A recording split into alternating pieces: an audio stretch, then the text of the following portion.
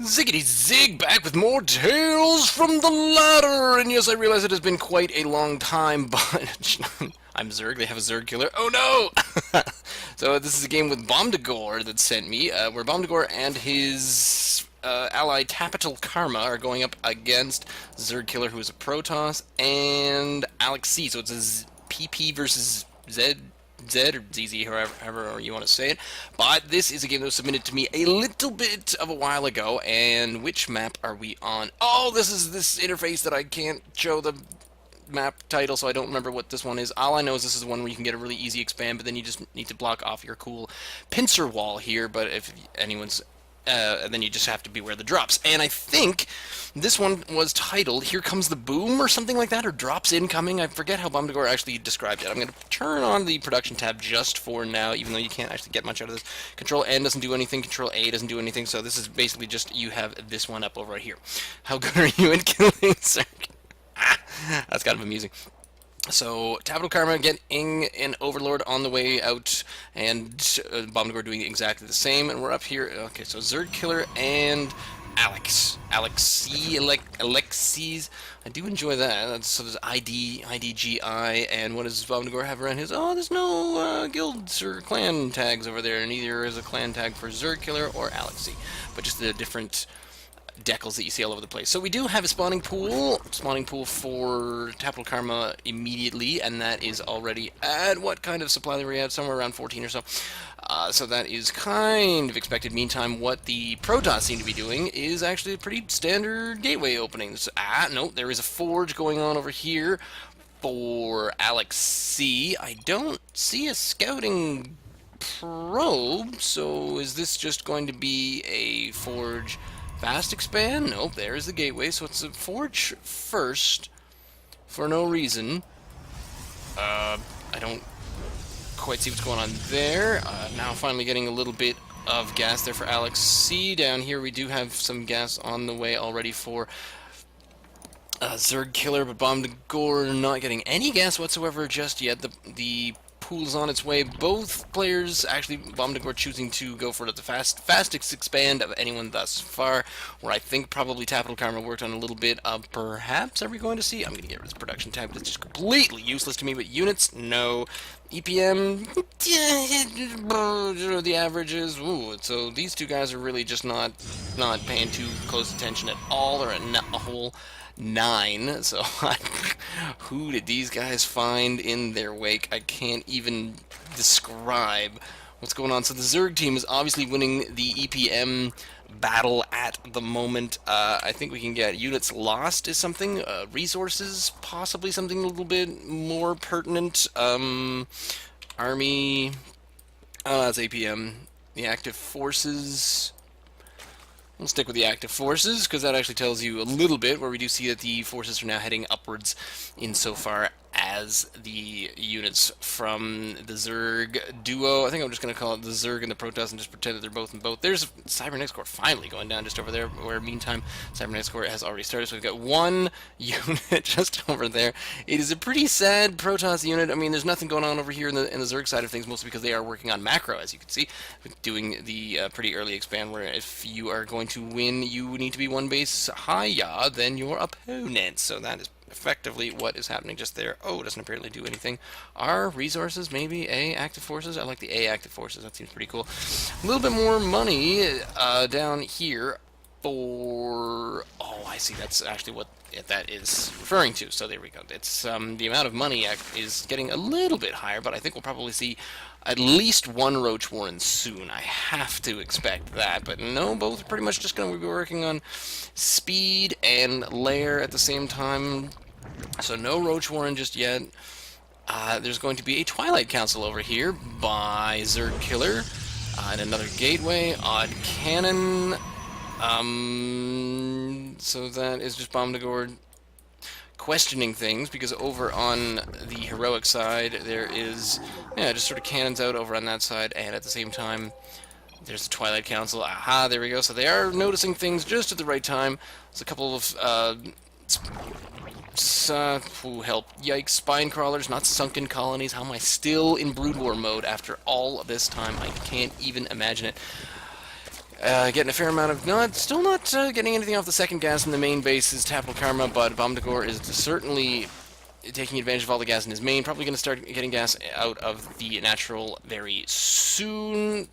We are in faster speed. That's pretty cool. So, still just more cannons. AlexC seems to be penning himself in, because if you look over at the EPM once more, it does seem to be TapetalKarma winning that particular race. There's very, very little going on in here over on the protoss side of things. I'm fairly certain this was a ladder game. I mean, we still don't see, warp is being made, but there's absolutely no usage of Chrono Boost. There is not a whole lot of... Yeah, TapetalKarma's getting all them injects, but Bomdagor, maybe because, really, probably about Bomdagor's third most productive race. But there we go, with a... can we get the income with a inject just there? So the harvesters are definitely up in the favor. So yeah, macro is definitely in TapetalKarma's favor.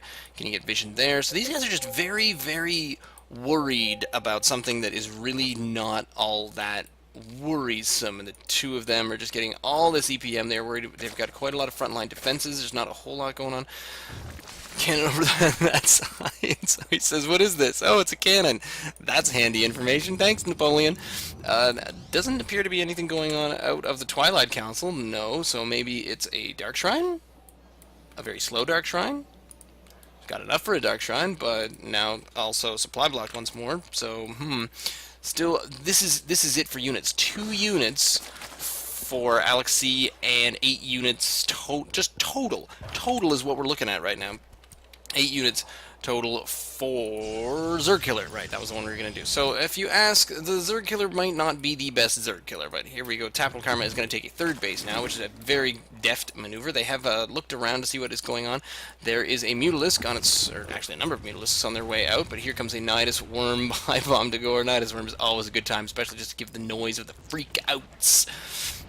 The other useful thing there is that if TapetalKarma gains a little bit of vision here, and, well, if Bomdagor had anything that could shoot upwards, I'm not sure what we're really looking at right now, but it's pretty much just Zerglings as we speak, getting the melee attack and carapace speed. Here's a few maneuvers. Is the Mutalisks of TapetalKarma are going to come over here and see if they can do any kind of damage. It looks like ZergKiller is researching a little bit of Blink. But, oh dear, that's going to go poorly, because these Mutalisks are just racking up dem kills. That was a fair amount. Yeah, that was some losses right there. It was only, well, 7 units killed. Is fair enough. And there's Bomdagor with another one. Oh man, you gotta love the Nidus network. There's a few more units as the teams just sort of, the 2 Zerg players are just kind of getting their macro a little bit more into form. It's going to be a 5-gate, still just all on 1 base, and here's AlexC is going to come down here and be ready with the 17 EPM with one gateway. He's playing like, speaking of Brood War, this was how I played Brood War. Oops. There's 15 over there. Here come the Mutalisks again. This is just, not going very well at all for ZergKiller. ZergKiller not quite living up to his name at the moment, not able to kill too many of these Zergs. In fact, I think maybe still just, it's still just one. One death. One Zerg death as we speak, but just the remainder of these units now are sort of wandering back home, trying to see if they can regroup with everybody, maybe a few more of the ground resources. So it's going to be Mutalisk and Speedling. Here comes a Queen on its way out just to peek and see what kind of damage is to be done next. We're looking at here is the Infestation Pit. Probably move up to a hive. There's Banelings, so it looks like Bomdagor is going to be, making a large number of Banelings.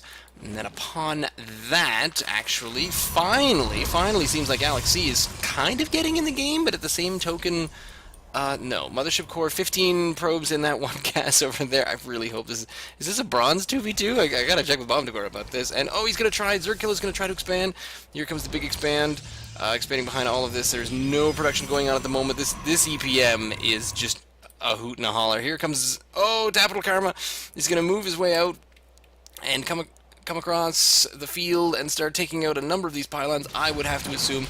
ZergKiller does have a number of blink stalkers, and that is going to do a bit of damage there. So Bane Rain, come, oh dear, and it's going to be Banelings into the Overlords. And Bomdagor was researching, or actually, I believe they get automatic carry if I'm not mistaken, and you don't have to upgrade that anymore. The Bane Rain is not going to work on most of these cannons, but I can't quite imagine what may happen here. You can snipe the cannon, and the Mutalisks do come in here, snipe the cannon. There's a few units on their way in, but now is the time when all the Banelings are going to drop right there. There's not very much that either ZergKiller or AlexC can do, but really at this point they don't have enough to even try to deal with this. These Mutalisks are, I mean, they're doing half the damage before the Banelings even show up, but the Banelings now need to move in and take out these probes, because as far as the income goes, even though the income isn't all that impressive, it looks like the Blues, yeah, AlexC's income is going to slow to a crawl. I mean, nothing going on whatsoever. Here come the Blink Stalkers. The Blink Stalkers are on their way. They were on their way in, but then they just sort of did a little bit of a defensive blink back out there. This was, I wouldn't say Artosis Pylon, but it certainly doesn't have anything there at all. Meanwhile, this forward unit of all of these blink stalkers that still remain is about all that it does remain there for the Protoss team, because it looks like AlexC is pretty much out of the game, despite the fact that I think he has a whole 70 minerals, so can make a probe. Perhaps more. Both players now having expanded to, in fact, a 4th base now and a 5th base on their way for TapetalKarma, just trying to gain those goals. This game should be over a number of times over by now, because if you look at this EPM, it is just not holding up. So really, there's very little left in this game, despite the fact that the two Zerg players are playing a huge macro game. They just keep macroing up, and ZergKiller leaves the game, gives up, is not interested in any kind of nonsense there, and Tapetal, and actually AlexC only has 15 units, who are, yeah, I think this is it. This is AlexC's army right here, the remainder. So if you look at their vision, the Protoss vision, there it is right there. If you look at the Zerg vision, here we go. We've got a number more of Overlords are on their way in. Not quite sure what the Overlords are going to do. I'm not sure if Bomdagor is going to use, oh yeah, there we go. So he's going to come in with yet another one of the drops. Oh man, poor AlexC does not know what he got himself into right here. It's just, oh dear, he does have control over ZergKiller's forces, but the problem with the forces is that he might not know that he has access to them, and at this point, really, we're just waiting for this game to be over. And then they go, they're all hopping into the Overlord. Once the Overlords are full, they will rain fire once again down here, and it looks like, yeah, AlexC is trying to get his, oh man, oh, he finally didn't, Artosis Pylon right there, and it's gonna be, oh, it is Void Razor coming out, so that's something. Now, oddly enough, ZergKiller's, ZergKiller's Blink Stalkers are controllable here, so it doesn't look like AlexC is aware of that happenstance. I'm getting messages from Grant saying that I'm kind of late, but that's cool. Even some of these Overlords do manage to make their way back out. The game is somehow not yet over. These units make their way up into the main base. For whatever reason, AlexC is remaining in this game. He's got so little right now. I can't even describe how many resources. He's got 30. Oh dear, he's just, yeah, he's got absolutely nothing. Units lost is quite high. The army, the active forces right now, where AlexC does have quite a, no, it's with TapetalKarma maxing out as a 200-200 army. That's just not the rest of it. Is Bomdagor making the remainder of these, and it looks like it's going to be an infested marine army making their way up here, and this is just kind of a slow motion kill. These guys are just, I don't know if you have access over these guys, or you just kind of drop them and they sort of run in the right direction. I'm not sure if this is paranoia, because realistically, these guys should know that. Oh man, it's just adding insult to injury for poor AlexC over here. Is just having a bit of a tough time. He's got so little left. I don't understand why they just don't go in and kill He's got a 200 army. He needs to move in here with these infestors, but he's slowly just trying to take on as many bases as possible. Both golds. 2 golds now at least. And Bomdagor's looking here. So I think this is just a game where the guys... Oh yeah, Bomdagor's got... And even some macro hatches over here, each with a queen on them. Here comes the rolling infestor Mutalisk army. It's just so huge and ridiculous. I'm fairly certain there's not too much that can happen anymore, but oh!